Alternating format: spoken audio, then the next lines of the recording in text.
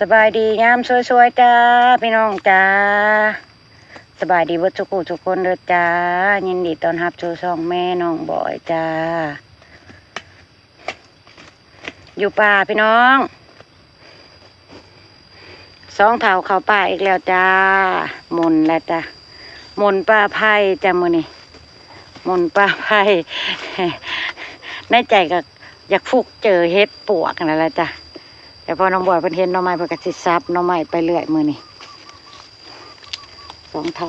เขาป่าล่า สบายดีพี่น้อง ล่าหน่อไม้ล่าเฮ็ดก่อนพี่น้อง เห็นจะเอาหน่อไม้ว่านเห็นจะต้มหน่อไม้หนูบ่ซื้อหนูบ่จะหากินเองเนาะพี่น้องหน่อไม้ เฮ็ดหยังนี่คืองามแท้น่ะพี่น้องมองนี่คือแบบว่าเฮ็ดเอานี่เนาะเพิ่นน่ะเนาะเป็นตะคงตะข่ายคักแน่เป็นเยื่อเป็นใยบาง เอาเถอะเอาเลยพี่น้องเว้ยเห็นแล้วเอาแล้ว ๆเพิ่นก็มาเลยพี่น้อง อ๋อนี่ จำนี่พอดีต้มใบพัดเถาจัดไปเรื่อย ทั้งพี่ท้อง ๆมีหยังก็เอามือนี่เข้าป่าแล้ว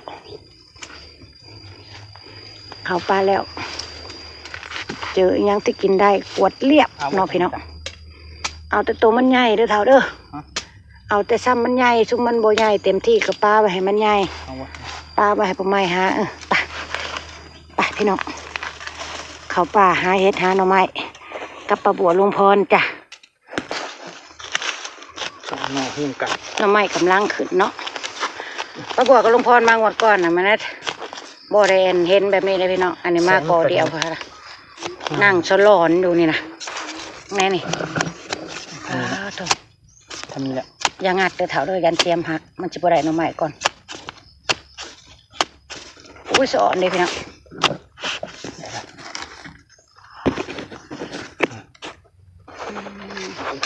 เอานอนอีกก็ สอนหน่อไม้เด้ นอน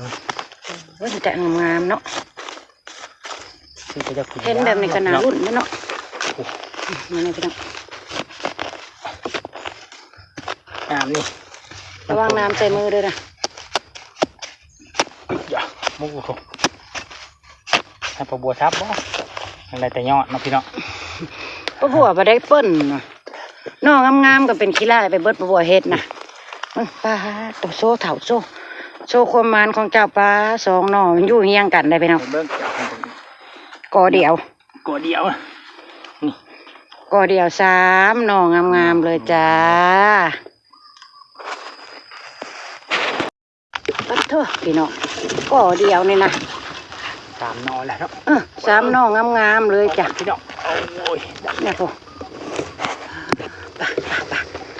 ก็ไม่อีก งาน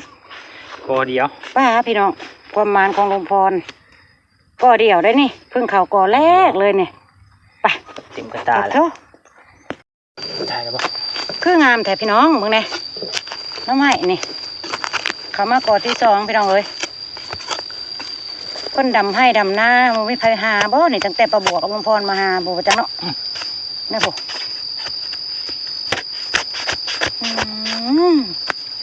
งามเด้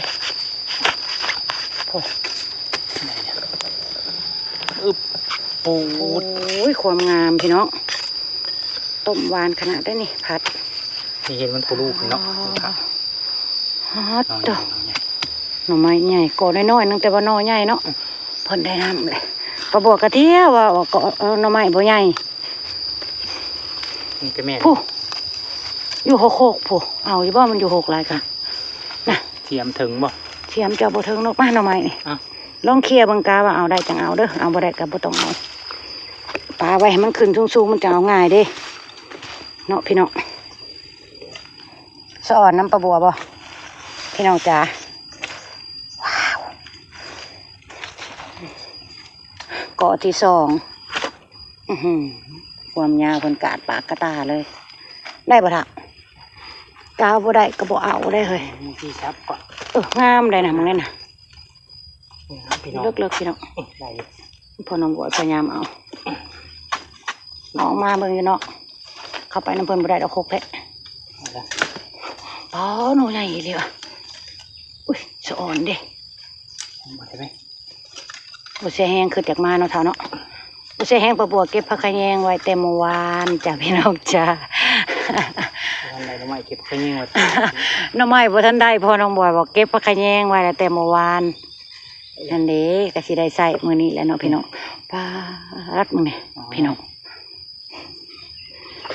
โอ้ยหัวปะบัวต่ำไหมพี่น้องเอ้ย อย่ารออะไรอยู่เด้อ ยังมีอยู่ติ นะ ห้วยคักแท้ปอเดียวแล้วซับเอาบัดนี้ ห่อหนึ่งน้อง มันหกบ่เอาออกมาเบิ่งอยู่นอกพี่ละบ่ตามไปเด้อเบิ่งแน่พี่น้องมันหักมันจะเป็นขี้ดินแน่จังน้อยเพราะว่าฝนตกเองเมื่อคืนก็ตกทั้งคืนตื่นมาจังยุดพี่น้องเอ้ยฝนน่ะก็ได้เต็มตาแล้วจ้าโทษทีตะโกนพี่น้องอ่อนซ้อนเอาไม้โอ้ยมือปวดๆกับเปื่อนมาเลย ได้มาแล้วพี่น้อง หน่อที่ ถาม ปัดโต น้องคือกันให้ก่อน ซองก่อสิเต็มตาพี่น้องมือมานของซองเถานะโพดโพเลยได้นี่โอ้ตัดเอากระตาบ่ใหญ่คิดว่าคนสิบ่ได้หลายเนาะว้ายสันก็เอาตุงปุ๋ยมาพุ่นนะ มาเบิ่งปลาบัวพี่น้องปลาบัวหน่อไม้หลายอยู่ในสายพูดเห็นอยู่ในห้วยพูด โพดโพวันน้องไม้ กระเจ้าบัวหาเนาะพี่น้องเนาะ เจ้าบ่หาพี่น้องเอ้ย ผู้ขึ้นสูงหรือก็มีฟังว่า แต่มือประบัวมากับลุงพรหมูไปจัก พี่แม่น โพดโพวันน้องไม้งาม ปลาบัวอุ้มออกมาเลย แต่สอนพี่น้องเห็นได้สิเอามือได้ปะนี่โอ้โหเนี่ยผู้ นี่ตัวข้างหลังก็เอาเลยแหละ เอาเลยปะ เอาเลยแหละยาวๆนะเขาก็เอาคือกันได้เนี่ยปลาบัวกำลังจะเอา ไป เนี่ โด ย นแล้วของ นี่บัวจะเอาเนี่ยตัวหน้าปลาบัวนี่ใหญ่ ไปสุกเนาะนี่แม่พี่น้องจะอ่อนน้ำบ่อนี่ ผู้กินน้ำไม้ส้มเลยเนาะเฮ็ดน้ำไม้ส้มจำนี้นะ กูได้กินน้ำมันส้มได้แล้วไปเฮ็ดน้ำมัน เจ้าก็เมื่ออัดทงเฮ้ยเจ้าที่พระเฮ็ดน้ำไม้เนี่ยเมื่ออัดทงไว้นะพี่น้องนี่ไปกินยำแดงแล้วเก็บเก็บชิปไปเลยแหละ โพดว่างามอุ้มก่อน มีแต่หน่อยใหญ่มึงถอยออกมาให้ปลาบัวอุ้มออกมาโอ้ โอ้ยขาดเลยเชียแต่เอากระตาน้อยมาพี่น้องเอ้ยแบบนี้นะ เต็มกระต้าเลยพี่น้องกระต้าน้อยๆนี่ ถอกไว้เลย เต็มแล้วลุงพรทอกไว้เนาะโอ้ ไม่งัวกินเพื่อว่าสาวน างบัวไม่งัวหรอกนี่แต่อโมเนาะพี่น้อง งัวก็จะบริเลี้ยงก็จะปล่อยเขาเพื่องก็จะ โอ้ย นี่ก็ที่เต็มกระต้าเลยพี่น้อง เอาแต่ยอดแล้วบัดนี้เฮ็ดน้ำมันลายกับสีเหลืองเอาแต่ยอดเพิ่นแล้วบัดนี้ ปลาบัวแต่ยอดเลยได้ป่ะนี่ก่อนนี่บอกว่า ก่อนนี้บ่ทันออกอยู่แต่บ่ทันยาว มาหุดก้อนเนี่ยบ่ทันได้มีเด้พี่น้องมาหุดก้อนนี่หน้องไม้บ่ค่อยมีบาดมางวนนี่เขาก็เจ้าดำนาเด้ผู้ใดก็บ่ได้หา เกือบหมู่บ่ได้แกงมาหมดก่อน มาหุดก้อนเนี่ยบ่พอฮอดเกะเลาะแถวมุงเก่าในแถวห้วยนี่แหละ ใช้ถอกไว้อยู่ใช้หน่อยน่ะ ปูนพังทั้งพุ่น ก็จะเอาน้ำไม้พี่น้องไปหาไม้อีกโอ้หรือว่าหาเบิ่งนี่จะออกการน้ำไม้บ่ แม่นหาโลก หาเบิ่งนี่กันนะ หาเลย อันนี้ก็ได้ โอ้ปลาบัวที่ขึ้นไปเอาเลย นี่ เหงา จะปล่อยลงแล้วพี่น้องไอ้น้ จะเอาได้บ่นี่น่ะ ำได้ น้ำไม้คือคักแท้นี่ ได้เนาะพี่น้อง โอ้ เอามุงเดียวกระตาน้อยกระติ่มแล้วเอามุงเดียวปลาบัวเอานอชูงได้บ่เป็นนอนั่นได้ เห็นแล้วเอาอันนี้ก่อน ช่องนอฝุ่นพังว่าวน่ะ บอกอยู่หันบอก นอชูงอยู่ในหันแหละ ามแต่ เอาบ่ได้ค่ะโอ้เอาปลาบัวทางเอาทางเอาเท่าเอ้ยโอ้ปลาบัวเราลงมาแล้วหอมใหญ่พี่น้องเอามุงเดียวก็ยังเต็มกระตาเลย สอนเด้ มาตัวเทิงเนี่ยครับใช่พวกเสื้อจะเด้อตัวเทิง น้องยุงใจเลย เขาบอกสิแก้เสือขอดน้ำมันเมื่อมื้อนี้ล่ะ หาบเอาเนาะพี่น้องมันหลายก็หาบเอาเลยแหละโอ้หน่อใหญ่เลยพี่น้อง โอ้ยสะอ่อน มัน เด้ ได้กินน้ำกินในเด้เป็นแท้เอาก็ชอบมาน้ำบ่ขึ้นบ่ฟันเนาะพี่น้องว่าสิได้ลายปานนี้ แต่เก้ามาเนี่ยบ่พอฮอดแกง ไปเบิ่งหมองนี่พ่อหน่อไม้แตกพี่น้องเห็นน้ำบ่อนี่เห็นน้ำบ่อนี่พี่น้องเพิ่นออกคู่กันสมาจบสมางามหลายทีเดียวเบิ่งสิให้เบิ่งแค่เบิ่งหน่อไม้แผดต้องมาออกคักออกแม่แท้นี่นะ นี่คิดกัน คู่กันเลยเนาะเบิ่งไหนพี่น้องบางว่าคงงามนะ บ่งามจน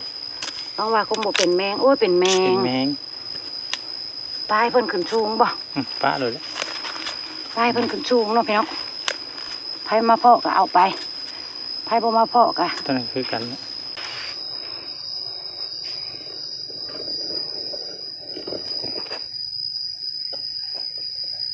โพดว่างามมางามโพดงามโพดแต่พี่น้องเอ้ยเหลืองทองอลามงามตาพอน้องบอยซับไว้หายแล้วโอ้ยนางเอกของวันนี้พี่น้องนอนี่เพิ่นโพดเพิ่นโพเพิ่นโพดเพิ่นโพพี่น้องเห็นน้ำบ่นอเดียวนี่ได้เลยโลกกลัวความหนักเพิ่นน่ะความงามเพิ่นน่ะโอ้จะอ่อนเด้โอ้พี่น้องพ่อน้องบอยคุมเอาอยู่ มันแก่ปานนั้นบ่ ให้เจียมกระเจียมจันกระบวกกับเข้าไปบ่ได้มันหกพี่น้องถ้าเบิ่งพ่อน้องบอยออกมาปาติดเถอะมึงไหนพี่น้อง งาม ไปขอไม้ป้าพี่น้องหน่อไม้ซองเท่าเรือกระตาเฮ็ดจังไดบัดนี้เฮ็ดจังไดเท่าสิเอาเมื่อบัดนี้โพดโพว่ามานมื้อนี้น่ะมานคักมานแน่ปอดเครื่องกระสอบปูประจักคันใส่กระสอบนี่พี่น้องเอ้ยหาวิธีให้พ่อน้องบอยเอาเมื่อก่อนซ้อมเอาหน่อไม้ก่อนพี่น้องแป้งเอาก่อนก็สิเหลือตาแหละพี่น้องสิเฮ็ดอะไรเอาเมื่อบาดนี้ตอนเอากระซับเอาตอนสิเมื่อบาดนี้จักสิจังไดเอาเมื่อ ห้าเนาะพี่น้อง หาบบ่แต่งเอาแต่ตัวงามๆเพิ่นขี้ไล่ก็บ่เอาเมื่อเลยเนาะพี่น้องเป็นลายเลย มันให้งัวพี่น้องมันให้งัวพอต้องบ่อย ไม่ให้งวกินน้ำปูคนก็จะได้งวก็จะได้ มันจะจับมาเลยดิ สะอ่อนนี่แหละ กินมันสิได้มันให้งัวกัดปลายมันกัดปลายมันจอมนิดเงินเนาะกัดปลาย เบิ่งแม่พี่น้องกล่องครึ่งปั่นกันดิ แบ่งกันบ่ แบ่งกันบ่ไผถือเมื่อได้ก็ถือเอาเนาะสองเถานี่ปั่นหน่อไม้กันบ่บ่ลงตู่จะได้เฮ้ยบ่ปั่นแล้วเอาตัวได้ลงก่อนนะปะนี่ นี่แต่ง เอาตัวสันลงก่อน แต่งก่อน ต้องจัดให้ละเอียดเพื่อจังน้อยๆกับบรรจุหลายๆโหลดเนาะพี่น้องมันอยู่ที่การเขาจัดโอ้ยมึงเนี่ยแต่ละหนอ นี่เขาบอกว่านอนใหญ่ที่ของพลังไหวมากใหญ่กูใหญ่ จะอ่อนบ่พี่น้องจะอ่อนบ่ขาวจั่ว ทิพย์ให้กระต่ายนะใส่ จัดงามจัด เริ่ม งาม เลยนอนี่งามคนก็เดียวกันพี่น้องจ่องนอ บ่ไผ่บ่ได้ใหญ่ได้แต่ว่าเพิ่นออกหน่อใหญ่แล้วงวดนี่ออกหน่อใหญ่คักเนาะเต็มแล้วเด้จัดจังใดก็ได้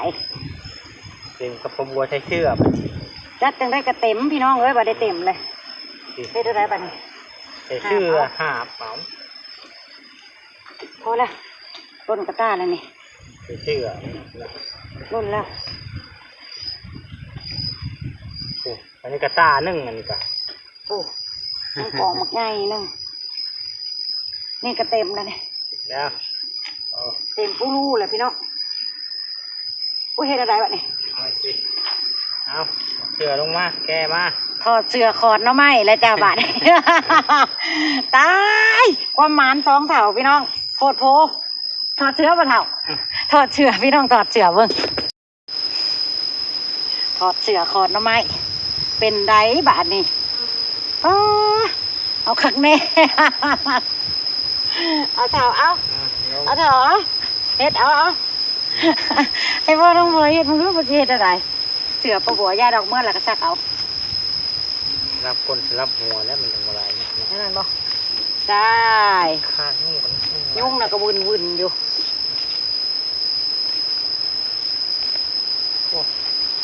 เฮ็ดจังไดมันก็บ่เบิด